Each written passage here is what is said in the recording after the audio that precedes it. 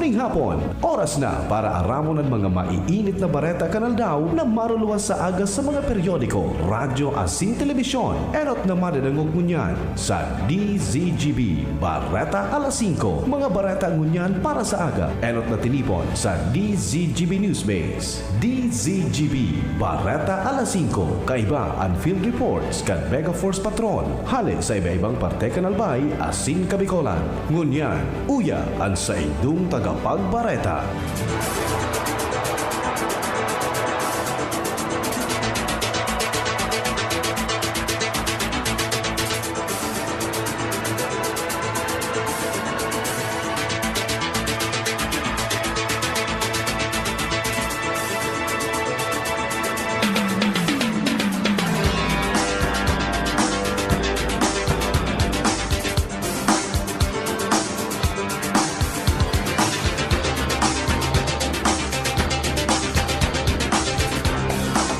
Maray na hapon sa pangarampo ka Newsbase asin kan Mega Force Patrol. Ako po ang sa indong magiging tagapaghatod bareta si Pio Fernandez. Enot sa detalyas kan mga bareta sa lado lokal. Nasa linya si kumpadreng Al Armario. Pading Al, what's happening? Good afternoon. Planong paiwason ang merkado Pulko kan barangay Taysan digdi sa sur na parte kan syudad. Ini ni Agabicol Executive Director Attorney Pido Garvin Jr. sa pagbisita digdi sa barangay Taysan. Kung saan ipinangako niya na sa mga residentes sa Panginot kan Barangay Council kan Taysan sa Panginot ni Kapitan Ben Rosin na dadagdaganin budget o mataunin budget sa pagi kan ako Bicol na kantidad 20 million para ma-develop ining merkado o talipapa kan barangay Taysan. Manunutaran ining Taysan padagos ng kidakulan volume kan mga residentes digdi asin iba pa mga pagtraning na barangay kung sa digdi sinda nagasaraod kaya dapat sanang paiwasan ang sauda na ini sa barangay Taysan na promesa na kan ako Bicol sa pagi ni ako Bicol Executive Director Garbin na mangyayari ni sa lalong madaling panahon dahil may pikalukar na silang budget para digdi. Alarmario, DCGB. Ang baretang ini hatod sa Indokan, Ginebra, San Miguel. Lamang ang may tapang sa One Ginebra Nation.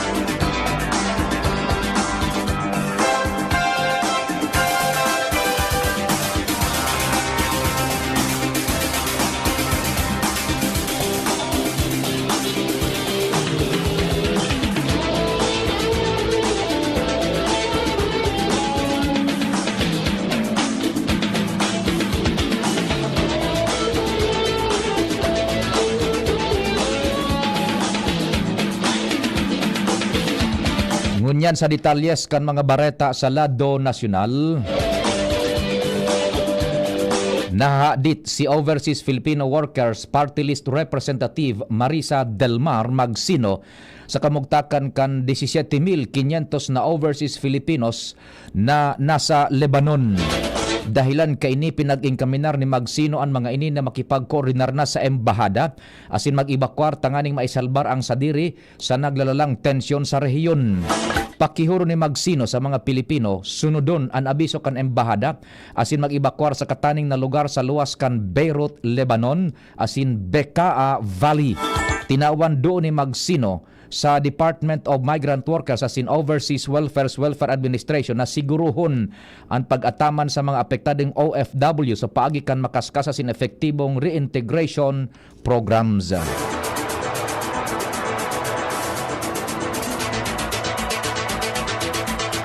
Sa katakod na bareta, siniguro kan Department of Migrant Workers o DMW na nakahandaan ahensya na tabangan ang mga Pilipino na gustong maghali sa Lebanon sa likod kang namamatean na tensyon duman. Sigun kay DMW Secretary Hans Leo Kakdak na naghahanap na sa ngunyan ang ahensya nin posibleng lugar na pwedeng pagdarahan kan mga Filipinong gustong maghali sa lugar. Kanakaging aldaw, sinabat kang DMW as in Overseas Workers Welfare Administration ang sobar sa sarong dosenang OFW na hali kaibanan ang mga aki na na-repatriate gikan sa Lebanon. Sinabi ni Kakdak na ang mga nag-abot na OFW voluntaryong naghagad ning repatriation asin nakaresibi ang mga ininin magkakanigong tabang sa gobyerno. Ginibo ang repatriation sa mga OFW sa Lebanon sa koordinasyon kan Department of Foreign Affairs o DFA. Kanakaaging Biyernes nagpaluwas na nin abiso ang Philippine Embassy sa Lebanon na kaipuhan maghali na sa lugar mantang bukas pa ang mga eropuerto. Ini matapos na magsilyab ang tensyon sa pag-ultanan kan Lebanon-based Hezbollah asin Israel.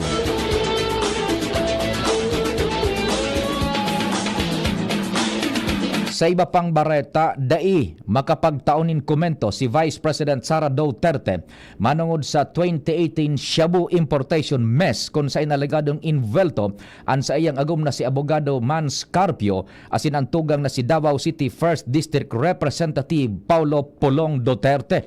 Sigun kay VP Duterte, dahil siya makapagtaram para kay Congressman Pulong Duterte, mantang igwaman ininin mga statements na ipigpapaluwas para sa pagsibag sa nasabing issue. Sinabi niya na napag-uron niya asin kan sa iyang agom na si Mans Carpio na kung ano an sa iyang issue, siya sanaan masimbag mantang kung ano man an sa iya, siya man sanaan masimbag para sa mas klaradong pagpapaluwas nin informasyon. Si Jimmy Guban, sarong former Customs Intelligence Officer, nagpahayag sa Congressional Joint Committee hearing manungod sa real owners kan billion peso shipment kan Shabu kan taon 2018 kung saan sinabi kaini na sinda Representante Duterte, Carpio asin businessman Michael Yang.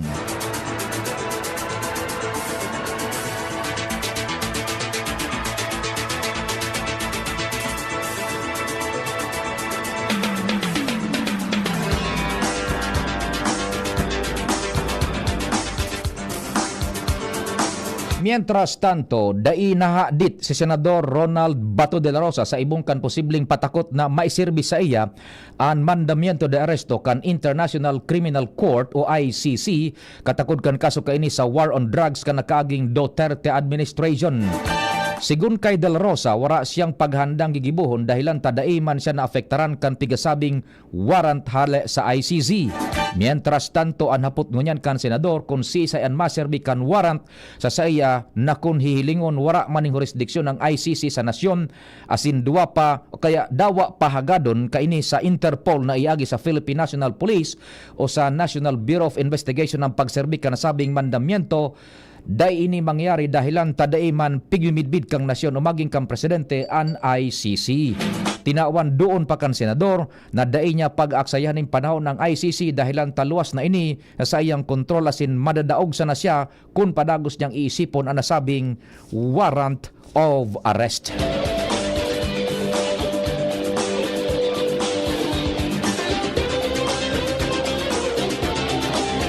Mientras tanto, sa iba pang bareta, may kukonsidera na sarong encouraging development para kay Speaker Martin Romualdez an A credit rating na ipigtao kan Japan-based Rating and Information Incorporated sa Pilipinas ngunya na bulan hali sa BBB Plus kan nakalis na taon. Patunay ini na tama ni pigpapautob na economic asin fiscal policy ni Presidente Ferdinand Marcos Jr. Nagpromisa naman ang leader kan Kamara na padagos na masuporta sa economic as in prosperity agenda kan Marcos administration sa pagi kan pagpakusog kan propesto na mapakusog pa kan ekonomiya. Dugang pa ni Romualdez na ang credit rating upgrade na ini ang gustong sabihon nin mas sababang borrowing cost as in interest payment sa mga loans. Ang matitipid na kwarta ang pwedeng itao bilang tabang pinansyal para mas mamatean kan tawo ang pagrambong kan ekonomiya.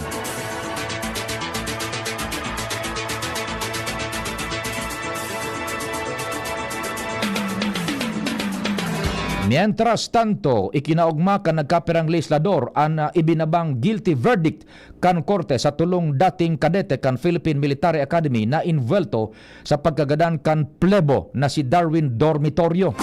Sigun sa Cagayan de Oro City, o kaya sigun kay Cagayan de Oro City 2nd District Representative Rufus Rodriguez na kababayan ni Dormitorio, saro ining triumfo para sa pagtauning hustisya. Nagtutubod ang legislador na ang pagkagada ni Dormitorio asin ang naging desisyon kan korte ang may supisyenteng dahilan para dagos ng ipagbawal kan Puwersas Armadas kan Pilipinas ang hazing asin parehong aktibidad sa laog asin luwas kan PMA. Dapat na panimbagon ang PMA Superintendent, Commandant kan mga kadete asin junior officers na may pugol sa mga kadete kung mapatunayan na may hazing activity. Tinawan doon ni bagong henerasyon party list Representative Bernadette Herrera na magiging efektibo sana ang anti-hazing law kung tunay na may mapapanimbaga. Naglalaom naman ang Lady Solon na makakakuhaan ng paborableng desisyon ang iba pang hazing cases araw kan kaso ni Athio Castillo. Mabaltaan na dalagan kan mga istorya pakalis ka nagkapirang pagirumdum.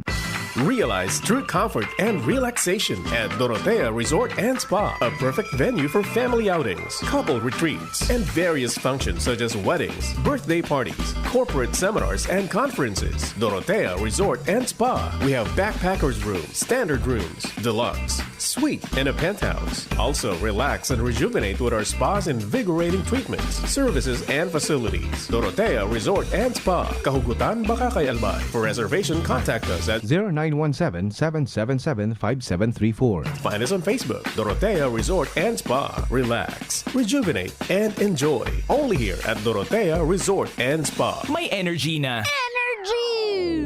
Meron ding Energy! nag-crash o nag-palpitate? Baka diyan pang everyday. Mag-Enervon helps unlock Healthy energy! na magandang araw-arawin with proper dosage, diet, and exercise. Mag-Enervon araw-araw. Unilab yan. Multivitamins is the generic name of Enervon. If symptoms persist, consult your doctor. Kaming magtutropa, laging ganado. Sa trabaho, Ganado! Sa pamilya, Ganado! At syempre, kapag good times, Ganado!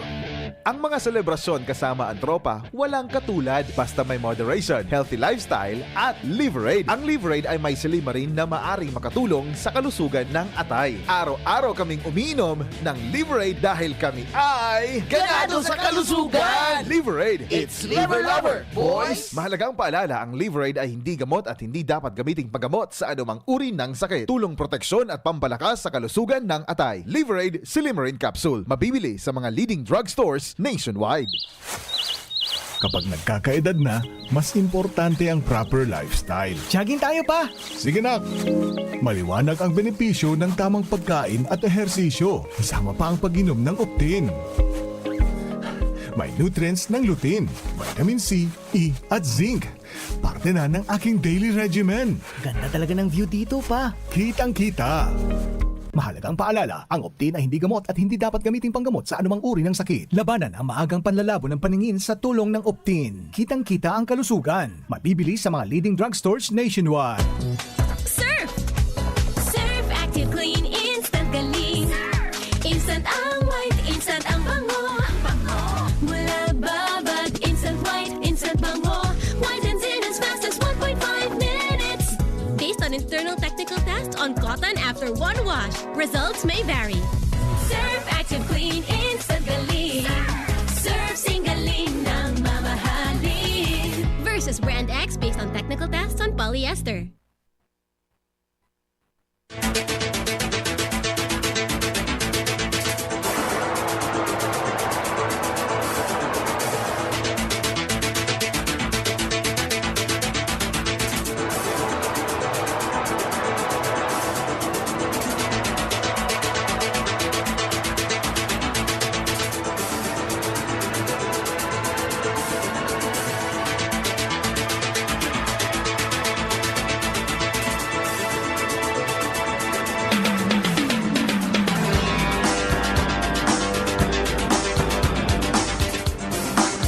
Diretso kan detalyas kan mga bareta, nagpahayag ning matinding pagkadit si Rizal Representative Egmedio Dino Tanhuatco III o kay Tanhuatco III sa posibilidad nin failure of election dahilan sa questionabling COMELEC Miro deal.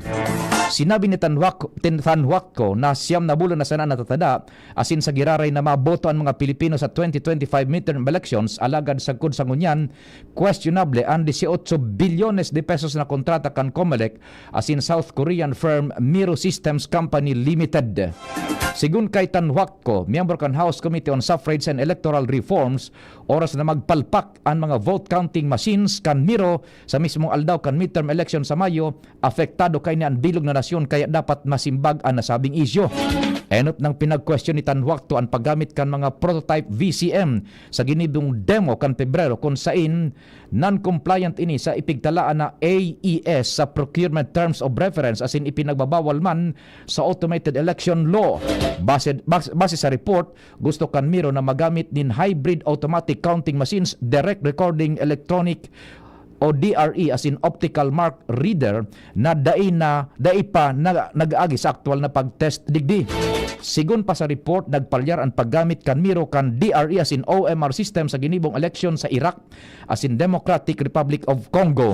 Katakod kaini nga po ng giraray ang solo na ibasura na ang COMELEC Miro deal para mamantinir ang integridad kan 2025 midterm election sa nasyon. Ipinagsuwestyon kan solo na gamito na sana kan COMELEC ang presenteng 97,000 na vote counting machines na nasa pag-iingat pa kan poll body na ginamit kan mga nakalehes na akadakadahilihis na eleksyon.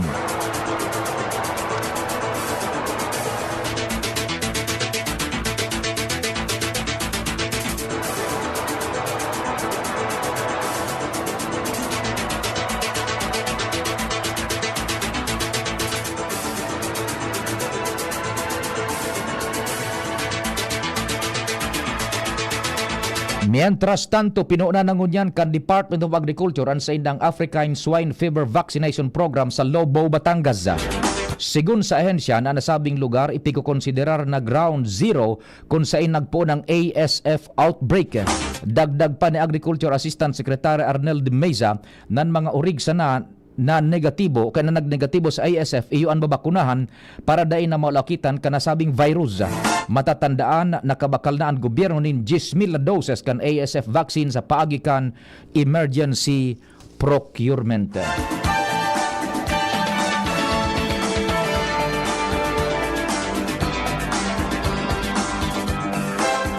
Piglalauman na mapapakusog na ang pagnenegosyo asin turismo sa pinirmahan na kasunduan ngunya na taon kan Pilipinas asin Singapore para sa Liberalized Air Services Agreement. Sigun sa Singapore, ang kasunduan dai sa namadaranin mas dakol na turista sa duwang nasyon kundi papakasugon man kaini ang kalakalan o kaya ang komersyo asin industriya kan saradit na negosyo. Gusto man kan gobyerno kan Singapore na maging parte kan pagrambong kan Pilipinas sa pagikan padagos na pamumuhunan sa nasyon. Sigun sa Presidential Communications Office, uminabot na sa $674.4 milyones ang naaprubaran na investment kan Singapore sa nasyon kan taon 2023. Mantang uminabot naman sa $3.53 bilyones ang kantidad nin exports asin $7.0 bilyones para sa imports sa nasabing Southeast Asian country.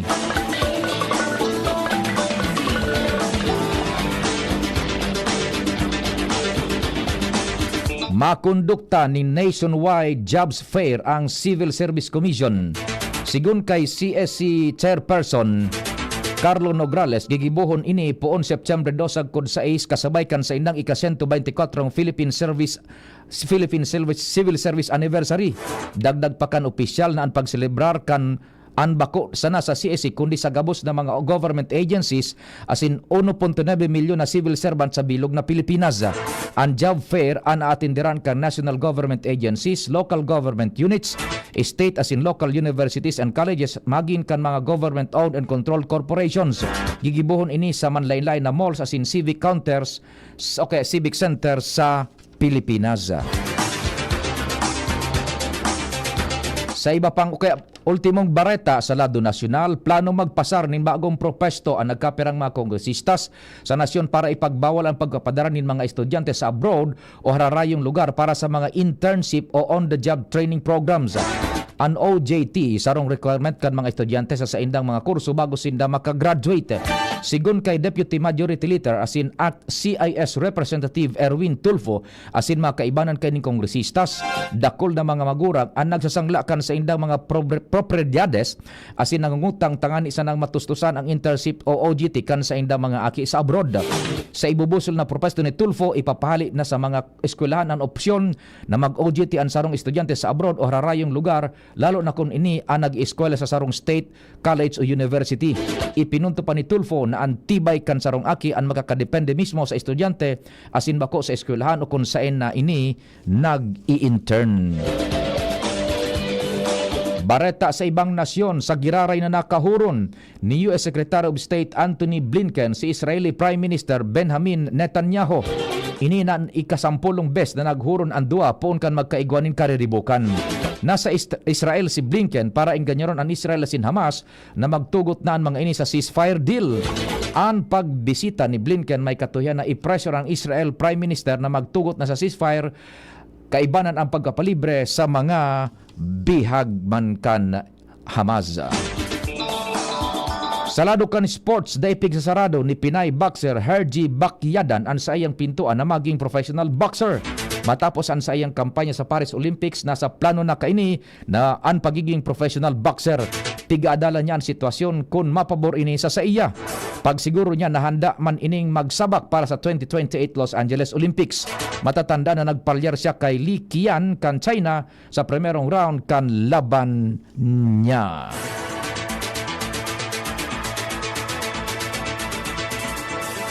Sa pangarang ka nagsururat kan informasyon sa paagi ni News Director Mardila.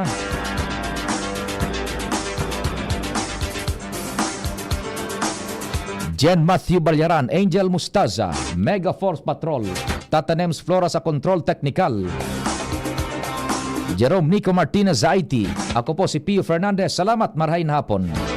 Okay ka na, Nay? Yes, anak. Bumuti na ang pakiramdam ko. Ay, salamat.